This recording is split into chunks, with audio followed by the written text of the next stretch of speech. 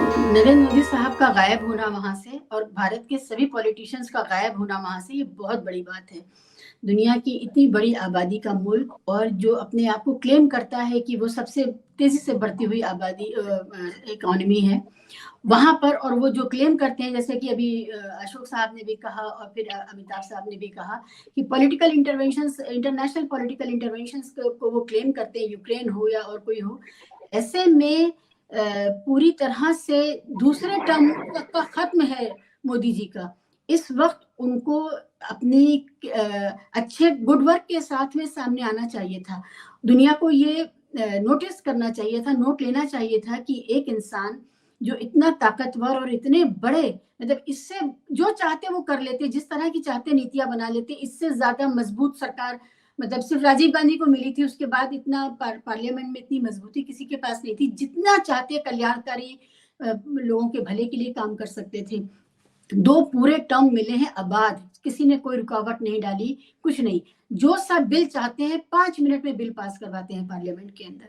और ऐसे में उनके पास बताने के लिए या उनको शोकेस करने के लिए कुछ ऐसा नहीं था टाइम मैगजीन के पास कि वो उनको कहीं 100 में से कहीं दर्जा देते। ये बहुत बड़ी बात है। और मुझे ये लगता है कि ये फिर वही बहुत बड़ा पॉलिटिकल कमेंट है। हम लोग 2-3 दिन पहले भी एक चर्चा कर रहे थे और उसमें भी हम लोग यही बात कर रहे थे कि पूरी दुनिया देख रही है, लोग नोटिस ले रहे हैं। जब मोदी साहब कहीं जाते हैं तो काले झंडे लेकर के जो फौज खड़ी होती है उसको हमारा गोदी मीडिया भले ना दिखाए, लेकिन वो पैरेलल डिस्कोर्स होता है।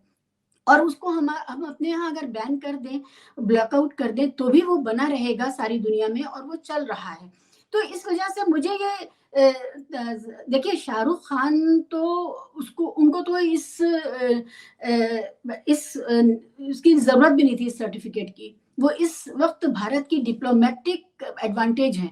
वो इतना बड़ा, मतलब एक भारत का मुसलमान सेकुलर कलाकार जिसको सारी दुनिया मोहब्बत करती है, जिसका घराना पर्सनली अगर आप देखें तो वो एक सेकुलरिज्म की मिसाल है, जो एक क्रांतिकारी और स्वतंत्रता सेनानियों के परिवार से आते हैं और किसी भी तरह के सहारे के बगैर वो बने हैं।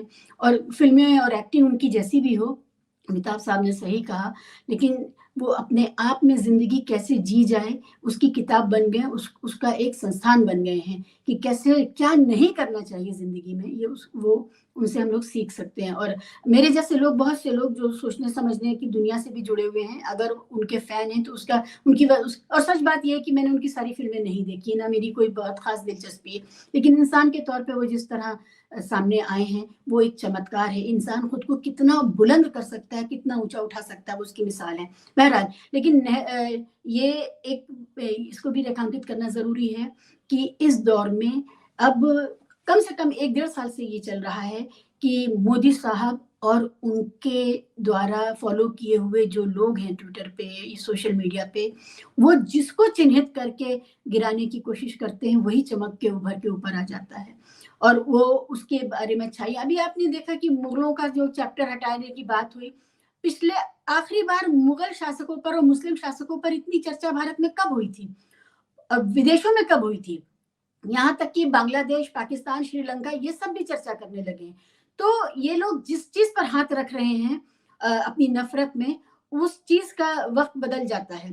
पठान से पहले आर्यन खान के साथ जो हुआ था और जिस ग्रेस के साथ शाहरुख खान ने उसको बर्दाश्त किया था, फिर लता मंगेशकर की मैयत पे जब उन्होंने दुआ पढ़ के फूकी और उसको लेकर के कहा गया कि उन्होंने थूका है, इस तरह की जो चीजें थी वो लगातार शाहरुख खान की तरफ लोगों को ढकेल रही थी, उनकी तरफ खड़ा कर रही थी कि हम इस देश में कम से कम ये नहीं होने देंगे, कम से कम इतनी गिरावट नहीं कि आप हर भलमनसाहत को आप दंगा कर दें और उसके अंदर आप नफरत पैदा करने वाली बात करें। तो नफरत के इस कीचड़ में जो कमल खिला है वो शाहरुख खान है।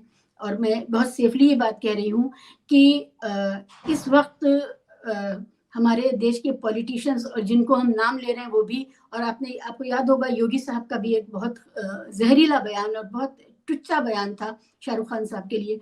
तो योगी साहब, इन सब लोगों को अपनी जगह मालूम पड़ गई कि वो जगह क्या है।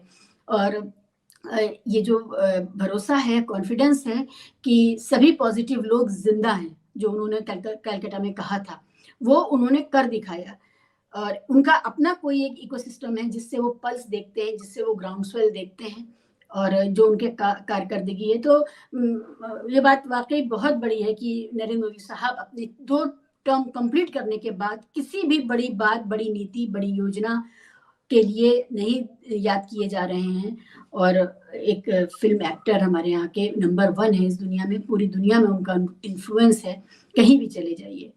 तो दिस इज समथिंग मैं हमेशा ये मानती हूँ कि आजकल के जो वो पत्रकार जिन्होंने जान जोखिम में डाल करके अपनी पत्रकारिता को जिंदा रखा है, वो भी इसी दौर की देन है। शाहरुख खान भी इसी दौर की देन है। ये सारे लोग ना चमकते अगर मोदी साहब का ये दौर ना आता और हमें बंद मुट्ठी किसकी लाख की और किसकी खाक की हमें ना पता चलती। इस दौर ने हमें बहुत अच्छे आइकन्स दिए हैं।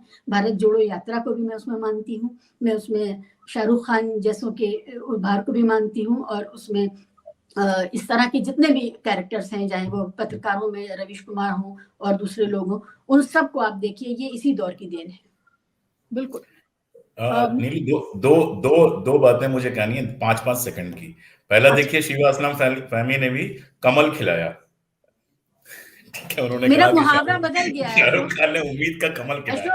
अशोक मेरा मुहावरा बदल गया। अरे ठीक है। दूसरी बात, शिवा बात कर रही थी इतिहास से मुगलों की। मुझे तो ये बता दीजिए 2014 के पहले गांधी और नेहरू पे कब इतनी चर्चा हुई थी? मुगल तो बहुत पहले हो गए। ये लोग जिस पर हाथ रख देते हैं वो चमक जाता है, मेरा यही कमेंट है, कॉम्प्रिहेंसिव कमेंट है। मोदी जी को थैंक यू कहने के हमारे पास बहुत सारे बहाने हैं। औरंगजेब जैसे कैरेक्टर को जो हम कम्युनिस्टों की किताबें पढ़ पढ़ के उसको विलन समझते रहे, अब जाके वो पता चला कितना बड़ा हीरो था और कितना सेकुलर था और कितनी मंदिरों को उन्होंने जगहें दी और मुआवजे बांधे पुजारियों के।